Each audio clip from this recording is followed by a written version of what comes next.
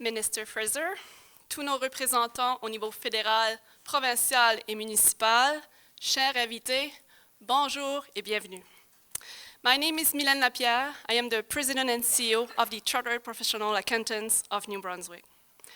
We are happy to be partnering with our good friends at the Chamber of Commerce to sponsor this event.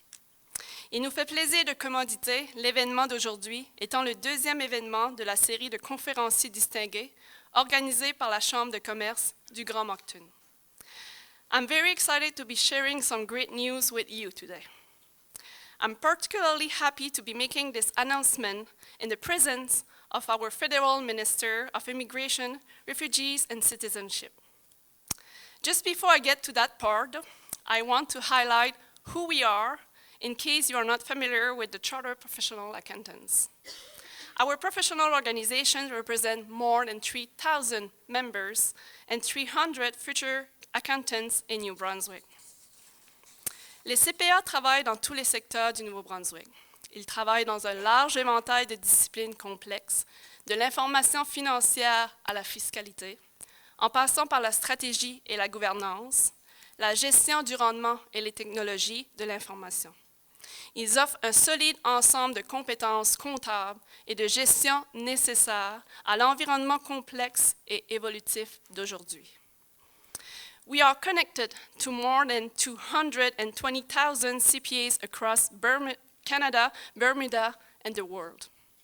That connection grows ever stronger. Today, I'm proud to announce that CPA New Brunswick has signed the first ever mutual recognition agreement between CPA New Brunswick and l'Ordre des experts comptables de France.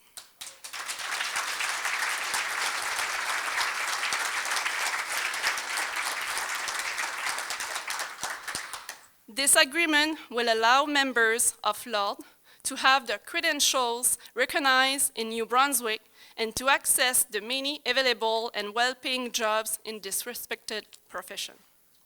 Our historic agreement with France will ease the process for French immigrants to work in New Brunswick, and it helps to address the labor shortage faced by our profession. This is a huge step in CPA New Brunswick immigration program to attract qualified international candidates to live and work in our province. Notre organisation n'est pas insensible aux défis qui touchent encore notre économie, tels que le vieillissement de la population, le recrutement et la pénurie de main-d'œuvre. C'est pourquoi nous avons lancé un programme d'immigration pour accélérer la reconnaissance des titres de compétences étrangers afin de faciliter l'accès au travail au Nouveau-Brunswick pour les comptables formés à l'étranger. We are also in negotiations with other countries to facilitate foreign credential recognition, so today's announcement won't be the last. I won't talk much longer as we have lunch to get to, but I'm happy to speak with anyone individually after this event about our immigration program. Au nom de CPA Nouveau-Brunswick, je vous souhaite à tous et à toutes un très bel événement. Thank you. Merci.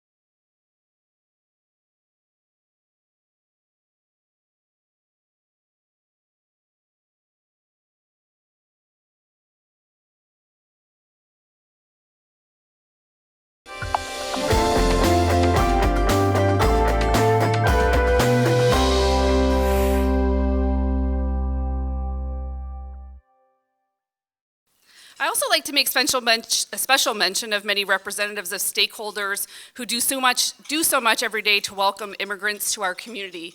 And they include Magma. I see 2 Magma tables. Feel free to give some waves, Magma people. I believe we have people here from CAFI. There we go. The New Brunswick Multicultural Council. There they are. The New Brunswick Business Immigrant Association. Feel free to wave. There you go. There they are. And the United Way. I saw Debbie somewhere. And many members of the Greater Moncton Local Immigration Partnership who've been trailblazers in positioning our region at the forefront of immigration. So Minister Fraser, I do want to share one piece of data with you before your presentation. The Greater Moncton welcomed 4,500 permanent residents last year, and that's 1,000 more than our 2024 target. So very well done. So you've already heard from Mylène of CPA New Brunswick with that fantastic announcement. Merci, Mylène. The CPA has always been a great supporter of chamber events. And I'd also like to thank Deloitte, who has been our presenting sponsor of the Distinguished Speaker Series for several years now. And we're happy to have them with us again in 2023 to kick off our exciting lineup of speakers. So at this time, I will call Stephen Lunn, managing partner of Deloitte in New Brunswick and in Prince Edward Island, to introduce our guest speaker.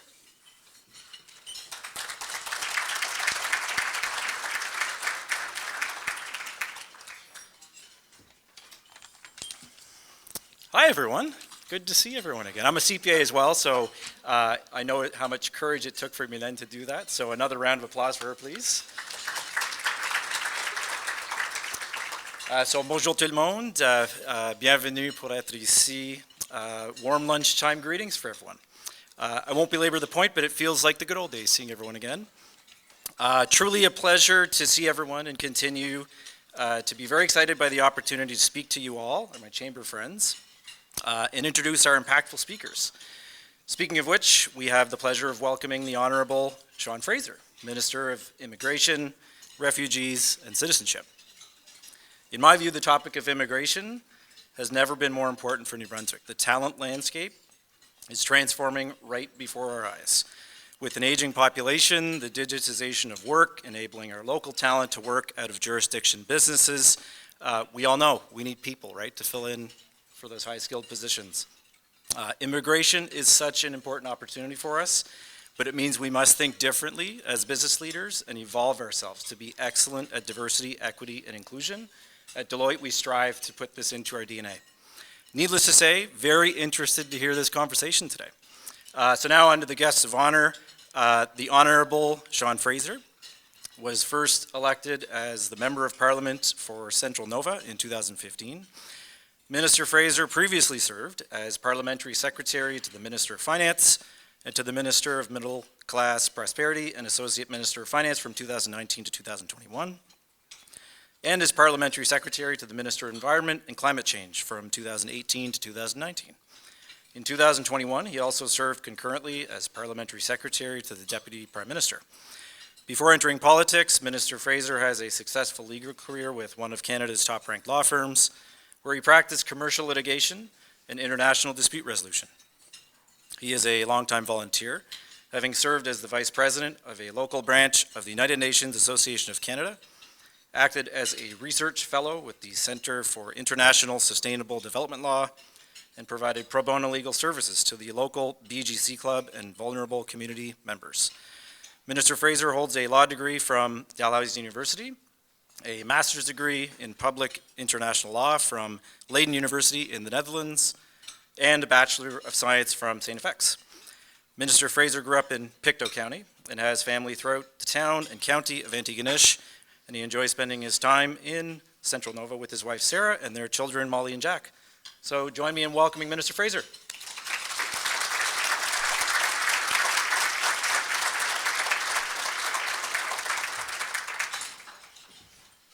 Thanks very much, Steve. I just have reminded myself how badly I need to trim down the introduction on our website. So look, thank you to our guests at the Chamber and to Deloitte for having us here today for an important conversation on the issue of immigration. It's no coincidence that we are talking about immigration in this particular community. For those of you who may not have heard the statistic that was shared with us a moment ago, not just 4,500 new permanent residents, this is the fastest growing city in Canada. That's extraordinary. Now, I've got to say, I was only a little bit disappointed when I saw that number because Halifax, of course, in Nova Scotia is number 2, and I thought we were going to take the cake this year. But what it communicates to me is that for the first time in my lifetime, Atlantic Canada is really at the vanguard of the immigration conversation, and it's going to serve our well-being for generations to come. You know, I think that it's important that when we have conversations about immigration that we reflect on its importance to Canada's history if we're going to understand the possibility that it'll make such a substantial contribution to our future. In Canada, immigration isn't something that we do. It's not unique to one government or one party. It's who we are. It's who we've always been. With the exception of Indigenous communities in this country, every other person who finds themselves here has an ancestor who came from somewhere else, if they didn't come from somewhere else themselves. My family arrived about 250 years ago from Scotland, not 10 minutes from where I live today. The reality of this country's history is that we are a patchwork of diaspora communities and Indigenous communities that have come to exist and created vibrant and dynamic places to live. It's not a coincidence that in my part of the province of Nova Scotia, we still have a strong Scottish heritage. I've been playing the bagpipe since I was 9 years old, and my sisters all danced. The reality is you can find the dynamism that makes up Canada's social fabric if you trace back the roots of our communities to the countries from which our ancestors came. But I think sometimes it's important that we don't overly complicate problems just because they're big. The reality is that immigration can be a complex policy area. The solutions to our economic and social challenges can seem very difficult to overcome. But I think there's one simple principle, and Steve alluded to this in the context of New Brunswick. The simple principle that guides a lot of my decision making is that Canada needs more people. We need more people for economic reasons, we need more people for demographic reasons, and we need them in Atlantic Canada perhaps more quickly than in any other part of the country if we're going to overcome some of the great challenges that we have and maximize the opportunity that's staring us in the face if we're willing to take it.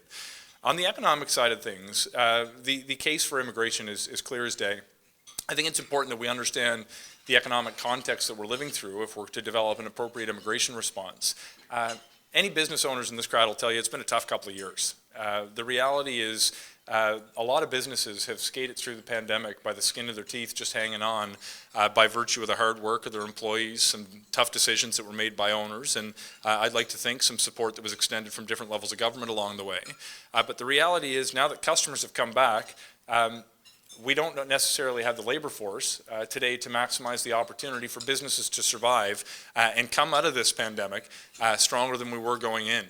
When we were making the decisions in the early days of the pandemic, I remember we adopted this mindset that we were going to support households and businesses at a local level because we wanted to prevent economic scarring. The risk of businesses closing and not being here to contribute to the recovery presented a far greater cost than the cost of supporting businesses through the course of the pandemic. It was this unique moment where we came to realize that it was households and small businesses that were too big to fail every bit as much as it was big banks. Now that people have gotten through the toughest part of the past few years, I'm starting to reflect on the fact that we need to get people here to make sure that we didn't advance those supports in vain. Because if businesses were ultimately going to fail at the end of this pandemic, it would have been a far more costly solution not to have supported them through it and let them fail early on. We made a different decision and took a different approach at the beginning of the pandemic, and now it's up to us to leverage immigration to help finish the job to make sure that we can still prevent that economic scarring and maximize the economic opportunity before us. And just to draw attention to the extent of this labor shortage, we're dealing with the strongest economic recovery of any advanced economy in the world from the pandemic. We've seen now more than 800,000 people are working in this country today than were working before the pandemic began. We're seeing these job creation numbers at the same time where we have more or less the lowest rate of unemployment in the recorded history of this country. Malgré ces succès, cet été, il y a 900 000 vacances dans notre économie, partout notre pays. C'est essentiel d'augmenter le nombre de travailleurs dans nos communautés. Si vous voulez utiliser l'opportunité maintenant, c'est important de réagir très vite pour soutenir des entreprises dans nos communautés. With 900,000 jobs available in the economy and a workforce that is operating at record high employment, we don't have an option to recruit workers from within our own communities. And you don't need to look over these labor force statistics to understand that there's a labor shortage in this country. Walk down Main Street in any community. You're going to see a help wanted sign in the window of every business, whether you're dealing with a local pizza shop or you're dealing with a software engineering firm. At every skill level in every region of this country, people are hungry for talent, and they need workers if they're going to help our communities continue to experience economic growth. Now, the unique thing is, and Steve alluded to this, as our workers are able to perform work for employers all over the world, we have a unique value proposition in Atlantic Canada in particular, not just because of our quality of life that we can offer, but also because we have a unique new immigration program to this region that allows employers from Atlantic Canada to become designated to offer people a pathway to permanent residency. When you're talking to tech entrepreneurs or engineers or workers at any skill level, and you put to them the option to work and live in Canada and raise your family here, there are few other options that you can present to a would-be newcomer that will outweigh that opportunity to become Canadian. This is something that we've used over the past couple of years, and we've seen growth like we've never seen before. And this is important not just for economic reasons, but for demographic reasons. You know, 50 years ago in this country, there were 7 workers for every retired person. Today there's about 3. In Atlantic Canada, 2.1. The reality is, if we don't change the trajectory that we are on, the conversation we're going to be having about our economy a generation from now is not going to be about labor shortages. It's going to be about whether we can afford to keep schools and hospitals open and pave our roads. We are living in a situation where the public services that we have taken for granted over the course of my entire life will be put at risk if we don't correct this worrying demographic trend. The good news is that we're seeing this trend change, and not a moment too soon. I'll tell you, these threats about public services disappearing from our communities, these are not just worries that I think about that may come to our communities at some distant point in the future. These are things our communities have already lived through and are starting to overcome now. I remember during my first campaign, when Jeanette and I were both candidates in 2015, in my community, in Pictou County, Nova Scotia, 2 of the most controversial issues, which were not even a federal concern, but it's all anybody was talking about, was the closure of a local elementary school in a community called River John, and the loss of the mental health unit at the largest regional hospital in northern Nova Scotia, the Aberdeen Hospital. The reality was, in River John, the elementary school, we all knew it was going to close. We could have projected it for a generation. Too many families had moved outside of Atlantic Canada to seek opportunity elsewhere. I was one of them. I moved to Calgary for about 5 years to help pay off student loans. The reality was, it wasn't just me. It was my entire family. I've got 5 sisters. My oldest sister was a doctor who moved to Ontario. My next oldest sister was a chiropractor who moved to Ontario to start a business. I moved out west to get a job at a law firm that would allow me to pay back those student loans. 2 of my younger sisters had become teachers, neither of whom found work in Nova Scotia at the time. One actually moved to New Brunswick. I'm sorry that you guys had to take her from us. She's come back home since. It's all good. And my youngest sister actually became a chartered professional accountant and left our hometown to move to Halifax to find work. She was the only one of the 6 of us who were still living and working in Nova Scotia, and she was living a few hours away from home. This wasn't just my family. You look at any household in Atlantic Canada, you'd find somebody who moved out west for work, somebody who moved to Toronto, somebody who skipped town and left the country altogether. The reality is, these were professionals who were leaving our community, who were supporting our communities for generations that we no longer had access to. With the case of the mental health unit, we lost 1 psychiatrist, and because the unit only had 2, we couldn't operate it safely, and the entire thing had to close down. And we still haven't seen crisis mental health services return to the largest regional hospital in northern Nova Scotia. The reality is, over the past few years, thanks to collaboration between federal and provincial governments, and importantly, leadership at a community level, we were able to come up with a new plan for Atlantic Canada that has helped buck this trend. The Atlantic Immigration Pilot Program, now the Permanent Atlantic Immigration Program. What we've seen, not just because of that program, but because of the culture shift that accompanied that program, was that communities are putting their hands up saying, we'd like newcomers to choose us in a way that we've never seen before. For the first time in my life, there are more people moving, young people with their families, moving to Atlantic Canada than are leaving. For the first time in my life. The beauty that I see in my own community is extraordinary. I've watched people's mindset shift in a way that I never thought was possible. The reality is if I go to the farmer's market in New Glasgow, Nova Scotia, if I want food from any corner of the world, I can get it. I can see music from different cultures that I would never have imagined. I know Seamus O'Regan and I joke by times when we grew up in our communities, we thought diversity meant Protestants. We now have cultures from all over the world. We have a vibrant African Nova Scotian community. We have a vibrant First Nations community. But we've got people from every country in the world that are calling rural Nova Scotia home. We're seeing a rate of growth that I couldn't possibly imagine. And the biggest challenges that I have now as a local official is whether we can build houses quickly enough to accommodate all the people who want to move to the region rather than losing schools and hospitals because so many people are leaving. This is powerful stuff. And when you start to realize the human impact on families when you embrace immigration, you realize it means that you've got a personal care worker who's going to take care of your parents in the community where their grandkids are being raised. You start to realize that your brothers and sisters get to see on the weekend, not just Christmas. There is a human impact to the decisions that we take in government that actually allow communities to succeed and see a future for themselves that wasn't possible 5 or 10 years ago. Now, I don't want to paint this picture that everything's been rosy and perfect in immigration over the past couple of years. We've had some challenges, I'll tell you. The scale of the challenges are enormous, and I blame all of them on my predecessor, Minister Mendicino. Are we videotaping this? I hope to God we are. The reality is, to the extent that you want to provide feedback to me today or on the back end of our conversation, the more specific you can be, the better. We know that processing times have been impacted. We know that there are barriers for skilled people to get into this country. We know that we need to do further work to support the settlement sector. But breaking down for us specifically how we can overcome those barriers and the policy ideas that will provide solutions to them are the key challenges. When I look at the processing, for example, we know where the problems came from.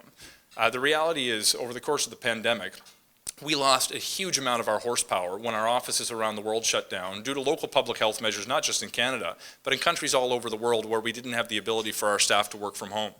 We also, being in the business of bringing people across a border, had a tough time doing so when we closed the border for public health reasons. We had a situation where we continued to accept applications from people that were in a third country that were not able to come to Canada, and the result was we had a couple of years worth of applications in the system when the border opened back up. If you layer on top of that challenge the fact that we had one of the most substantial responses in the world to both the crisis in Afghanistan and the war in Ukraine, we've seen millions of additional applications from those two responses alone that have added serious pressure to the system. And there's a third factor that I actually think is a good problem to have. During the pandemic, Canada actually became the world's top destination of choice for workers who are thinking about leaving their home country to pursue opportunity elsewhere. Now, that created a challenge for us from a processing point of view because so many more applications were coming in at a time when we were already dealing with stretched capacity due to the pandemic and an outsized Canadian response to the situation in Afghanistan and subsequently Ukraine. The reality is we're starting to see the tide shift. The processing for new applications has been restored to pre-pandemic levels for citizenship applications, for family reunification, for the federal express entry system. We're getting very close to restoring pre-pandemic processing times for study permits and work permits. Tourist visas will take a little bit longer, but I expect later this year we're also going to be back to a 30-day standard. It's going to take us some time to work through this enormous backlog of cases where we saw millions of cases in the system, more than we are accustomed to certainly. But the reality is we've advanced the processing solutions now that I think will take effect this year to put us back on a competitive playing level for the course of the next year as we seek to become, or remain rather, the world's top destination of choice for newcomers. But it's not just about processing. We have to be more thoughtful in terms of how we select the newcomers that come to our communities and how we support them after they arrive. One of the concerns that I hear from people in our communities, despite the fact that everyone would agree that it's a better challenge that we need to build houses rather than losing schools and hospitals, it's still a real challenge. Housing and healthcare in particular are two of the most common concerns that I have raised, that are raised with me rather. I actually think that immigration, if we do it differently, can help provide solutions to these challenges rather than increasing pressure on our public services or our housing sector. The reality is we've developed a new tool this year that I hope is going to be successful, but time will tell. We already see about a third of the doctors in this country come from another country. About a quarter of the nurses in this country come from another country. We need to start targeting our immigration programs that are going to better select the newcomers who fill key gaps in the labor force today and fill key skills gaps in the economy over the course of the next generation. Housing and healthcare, given our demographic challenges that I described, are actually two areas where we know that there will be demand for decades to come. we've developed a new tool through the Federal Express Entry system that will kick in later this year that will allow us for the first time through federal streams to be able to select newcomers through our economic programs by sector and by region. So if there are nurses in Nova Scotia, des travailleurs dans la garderie en Nouveau-Brunswick, or the carpenters in downtown Toronto, we're going to be able to take the highest scoring applicants who actually meet those specific definitions. So we can respond to local labor market concerns, and I'd like to think at the same time, overcome some of the challenges that we see when it comes to foreign credential recognition. Because quite frankly, I think we should all be sick and tired of the fact that anytime you go to a big city, you're going to get a cab ride from somebody who's a physician in their home country. Those days need to be over. With the commitment that we've made to use this new Express Entry tool, we've been very clear with our provincial counterparts, who, by the way, have by and large been good partners who want to solve the same challenges. But what we've told them is we're not going to do a targeted draw for doctors if you're not going to let them practice. So work with your regulatory associations to overcome whatever barriers you need to overcome. And if you can predict reliably that a doctor will be able to work in a reasonable period of time, then we will drain the inventory of applicants for qualified doctors who want to come to your province. There's simple solutions.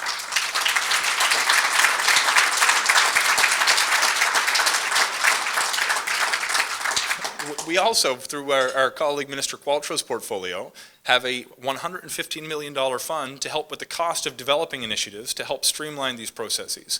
The federal government may have the carrot, but we don't have the legislative stick.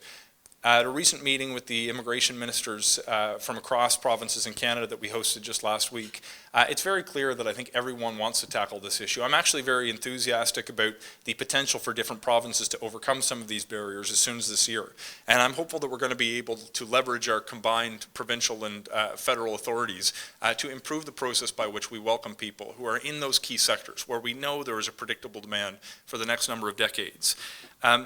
Look, in conclusion, because I think it's always better to engage in conversation rather than be speaking from the microphone, we're going to continue to be nimble. We're going to listen to communities. We're going to work with local regions to understand what their priorities are.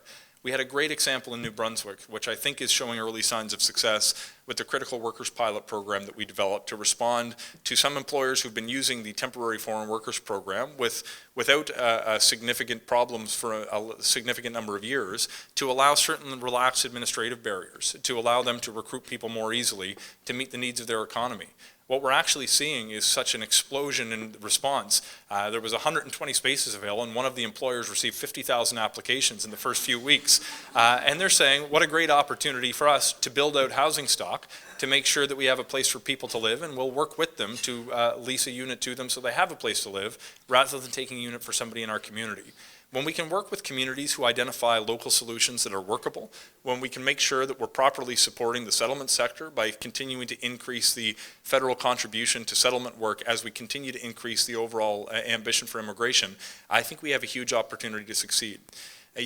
Juste avant de terminer aujourd'hui, c'est essentiel aussi pour continuer d'augmenter le nombre de nouveaux arrivants francophones. Quand j'ai des discussions avec mes collègues à Ottawa, ce n'est pas possible pour moi de continuer d'augmenter le nombre de nouveaux arrivants en général si je n'ai pas un plan pour aussi augmenter le nombre de nouveaux arrivants francophones. C'est essentiel pour la communauté francophone en situation minoritaire de voir un avenir au Canada maintenant. C'est essentiel dans notre pays, un pays avec les deux langues officielles, pour des personnes de choisir, de vivre leur vie dans la langue de leur choix. J'ai fait un plus grand effort d'améliorer la qualité de mon français après l'appointement de cette position. Mais ce n'est pas juste une opportunité d'apprendre français, c'est une opportunité de prendre d'importance, de continuer de soutenir la communauté francophone. Comme mes collègues me disent, j'ai une bonne plan pour augmenter le nombre de nouveaux arrivants, mais si vous n'avez pas un plan aussi pour augmenter le nombre de nouveaux arrivants francophones, le Canada devrait juste un pays anglophone. C'est un grand, bel pays, mais un pays anglophone. That's not our history, folks. We need to continue to support communities who have long played a role and that form an essential part of the social fabric of this country. Francophone, Anglophone, newcomer, or multi-generation, we're going to continue to advance policies that support our community, recognize the uniqueness that Canada has to offer with such a vibrant patchwork of people who've come from all over the world. I've heard a quote once that I'll end with. Canadians are born all over the world, Some of them just haven't made it here yet. And we're going to continue to take that approach.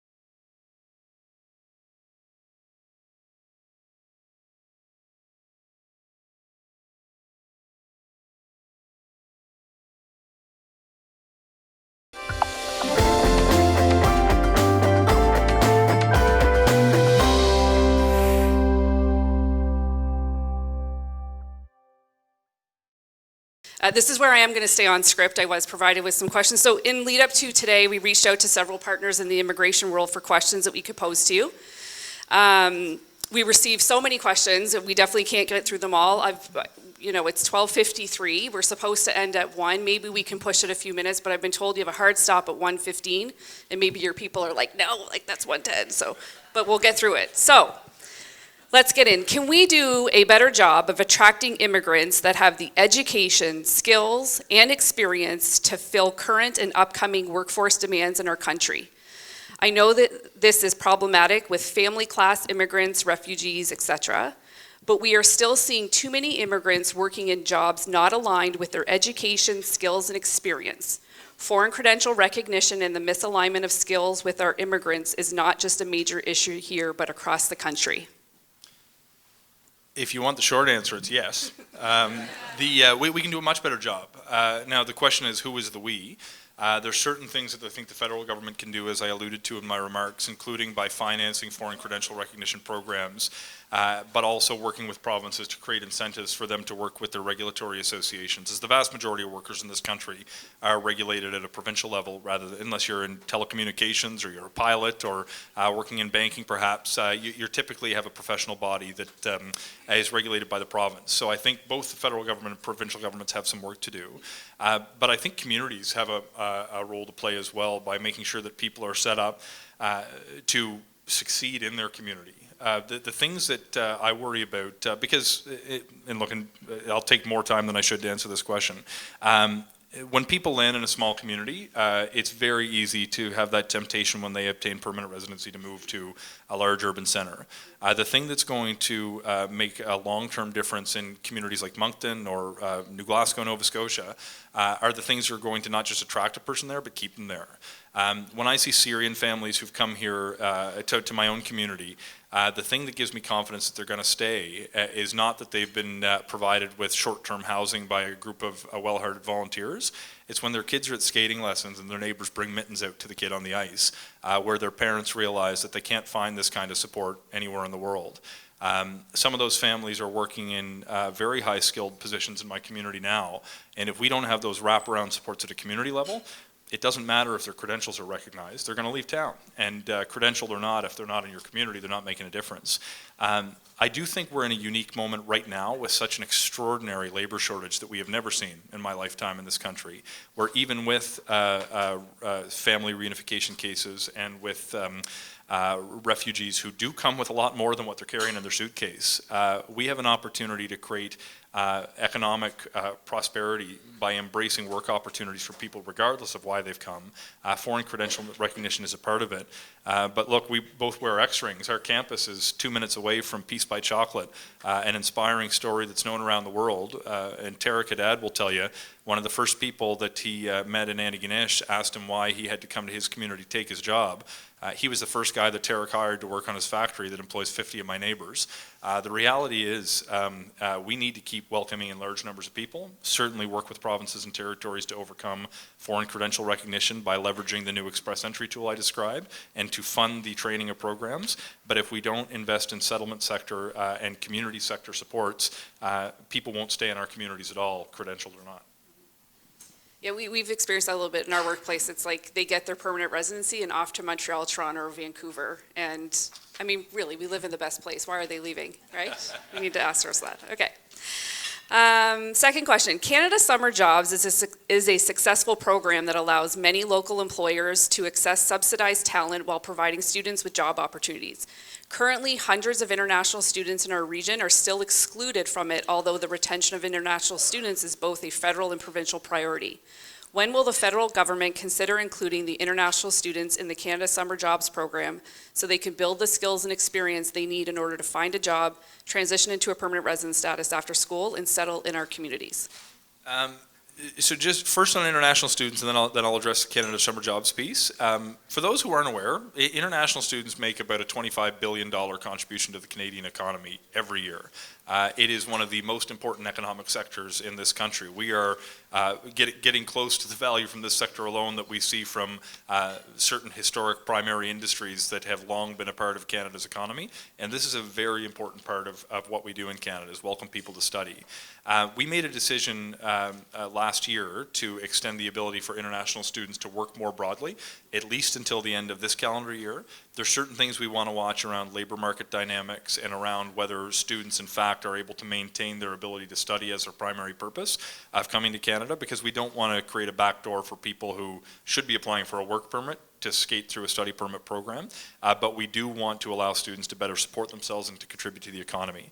I think to answer your question directly on the Canada Summer Jobs program, and at risk of binding some future minister to a decision, I think when we figure out the pathway to permanent residency for international students, that's when we can entertain this conversation.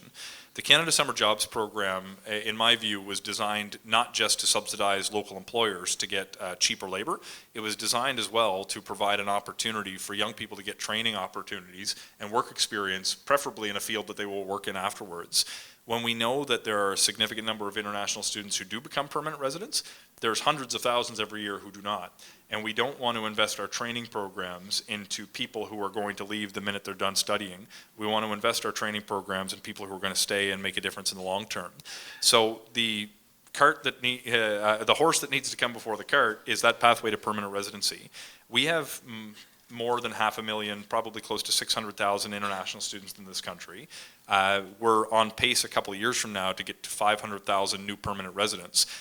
If we had every single international student, every space was taken up by an international student, we would not have enough spaces for all of them, and we wouldn't be able to have any other immigration programs. So we have to figure out how to overcome that challenge of somebody who wants to come, that we say we want to have them stay, but they have to trick us and pretend they don't want to stay in order to get in the first place, because otherwise they'll be rejected, that they're not likely to go home. And I think the way to do that is to establish a new test that will determine whether you're likely to qualify for permanent residency rather than whether you're likely to return home. If we solve that problem, I think that opens up a whole suite of programs that are designed to train Canadians, or soon-to-be Canadians, that I think we could bring international students in. But until we solve that pathway to permanent residency, we risk investing our training money into people who will not be making a long-term contribution to Canada, which is, I think, a consequence most of us would like to avoid.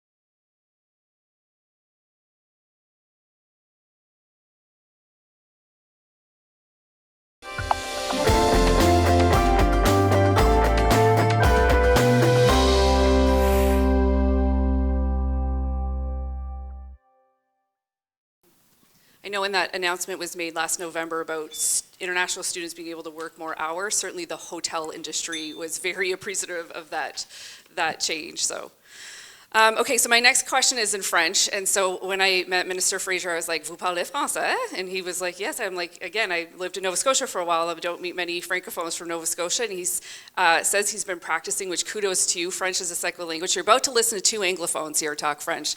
So, s'il vous plaît. Oh, thank you. Yeah. Don't clap beforehand, man. Yeah. I don't know if you'll be clapping after, but anyway, so on va essayer. Alors, selon vous, quelles sont les mesures précises prévues par IRCC et l'ensemble du gouvernement fédéral afin d'appuyer la communauté d'expression française à maintenir son propre poids démographique et quelles sont les actions à agendre par les organismes communautaires francophones pour contrer ce déclin de la population francophone en Atlantique?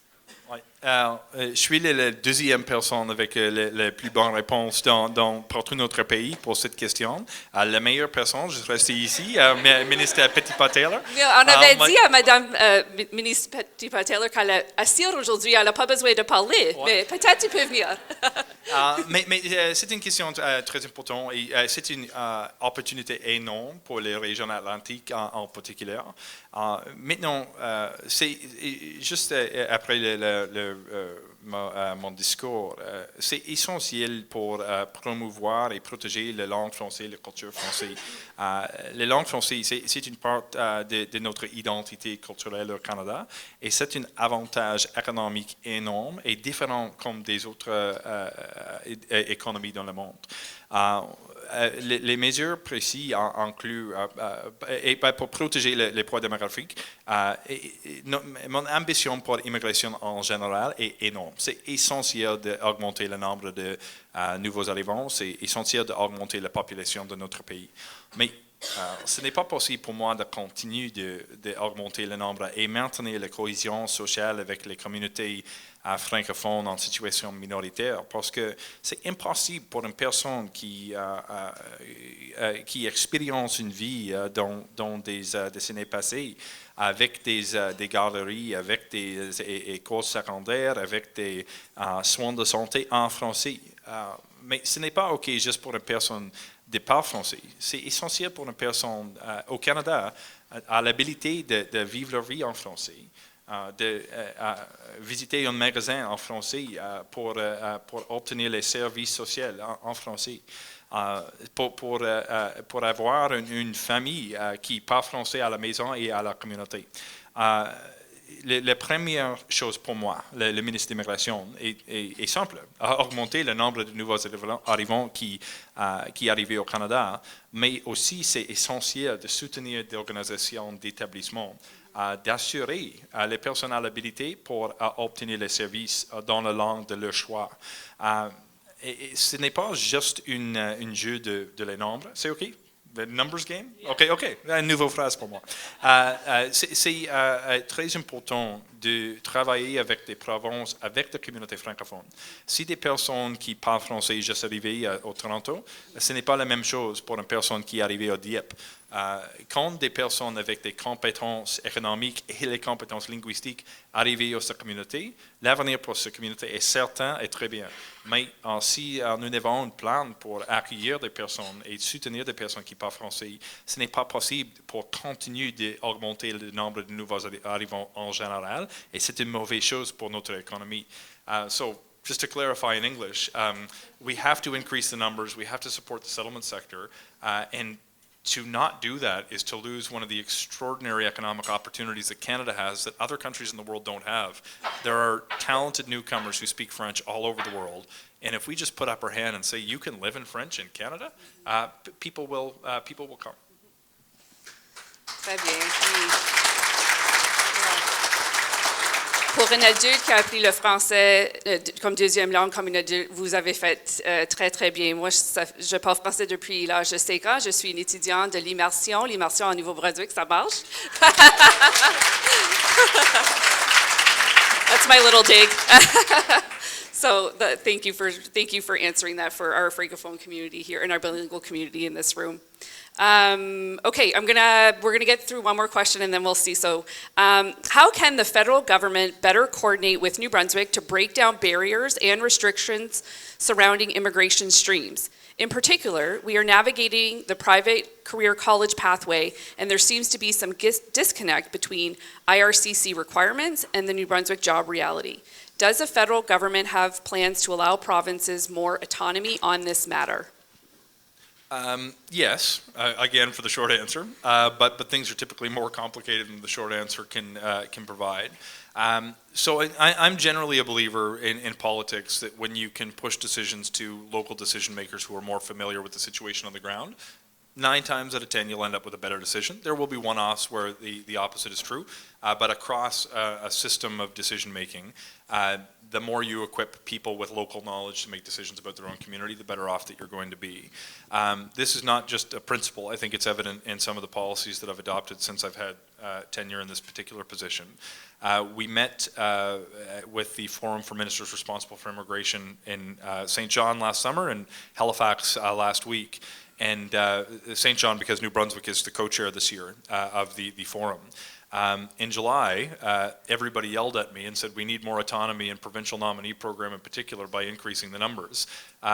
In November, we increased the numbers by 44%. And last week, they all said, wow, we didn't think you were going to do that. Thanks very much. I probably could have gotten away with doing less, to be honest. But the reason I'm quite happy to have done it is because, particularly given the labor situation that we're dealing with now, I don't know the labor market needs in Dieppe as well as the local mayor will, or in Riverview as a local mayor will, or in Moncton Centre as a local MLA will.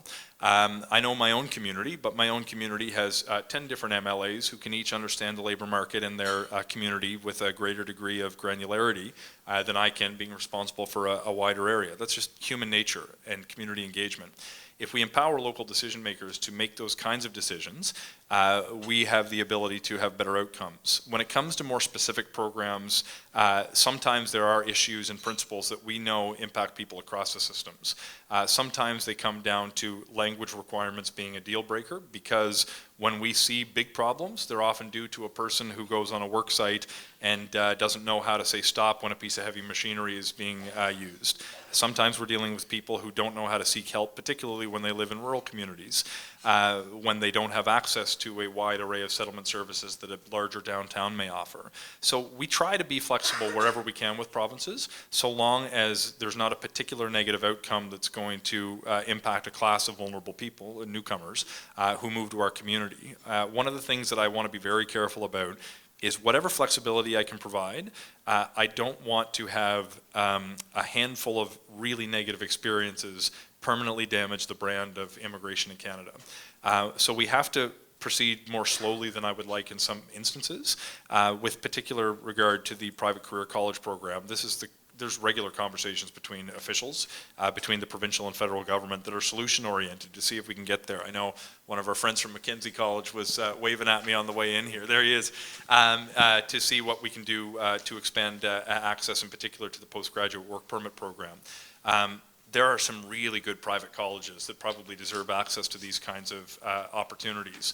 I worry as well, because I'm also aware of institutions that I mentioned this morning where we have colleges that have propped up in the past couple of years that have spaces for a few hundred students with several thousand enrolled.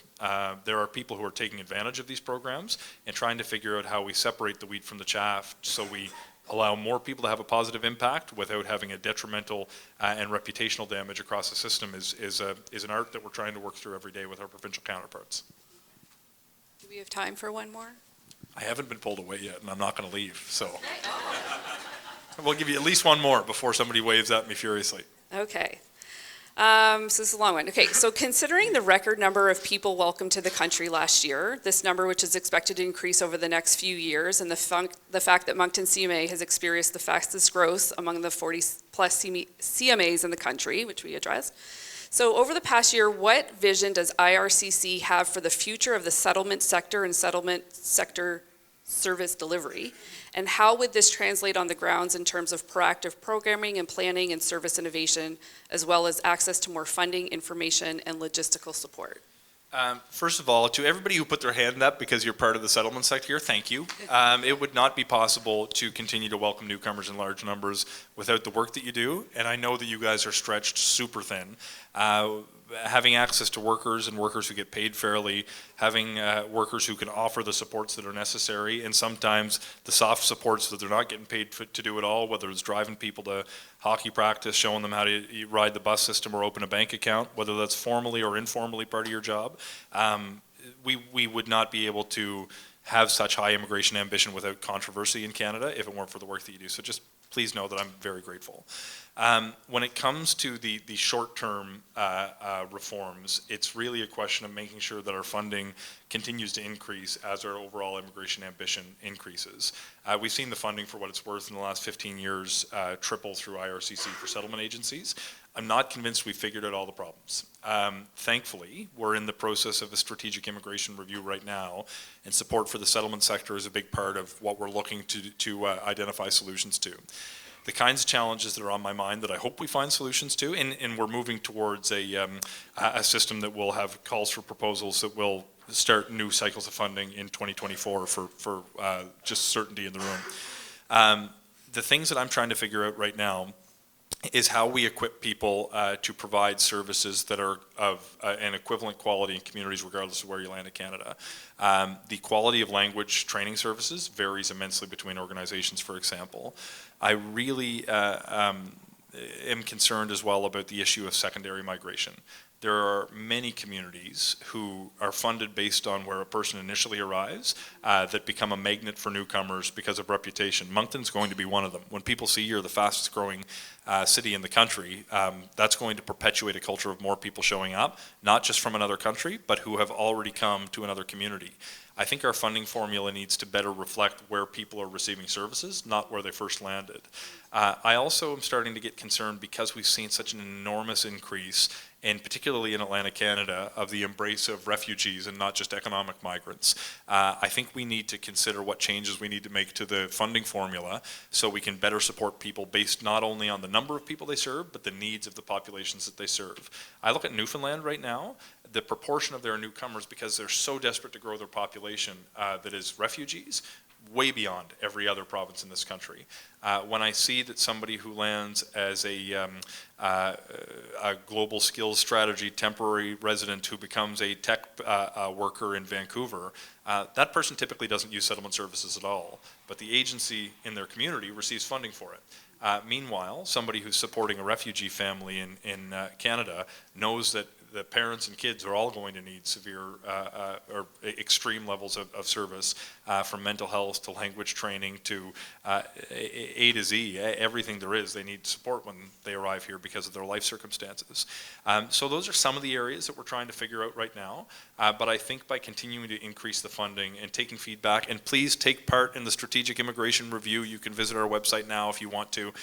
We recently held a session in New Brunswick, and we'll continue to engage. If we don't hear your feedback, you're going to be the victim of decisions that are informed by people from other parts of the country. Please, please, please let us know what is on your mind and take part in the formal Strategic Immigration Review. We don't make decisions sitting behind closed doors in a boardroom in my office in Ottawa. We make decisions on the feedback of the people who take part in our consultation process. So if I have a big favor for any settlement sector players in the room, please, please make a submission to the process, because our decisions will be much better with your feedback than without them.